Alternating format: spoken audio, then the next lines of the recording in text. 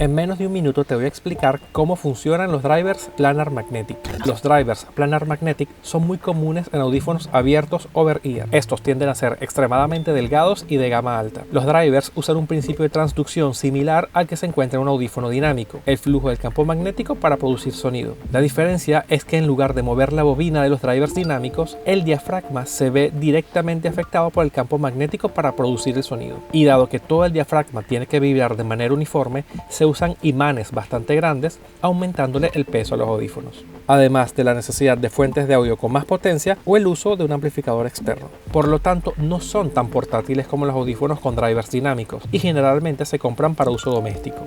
Los audífonos con drivers Planar Magnetic también tienen un precio más elevado que los drivers dinámicos. El sonido que ofrece es de alto nivel, relativamente sin distorsión y tienen una muy buena respuesta transitoria. La respuesta de graves para audífonos Planar Magnetic es excelente. Esto se debe a la combinación de un gran diafragma delgado y una intensa fuerza electromagnética que desplaza una gran cantidad de aire. ¿Cómo funcionan los drivers Planar Magnetic en menos de un minuto? Hasta pronto, amigos.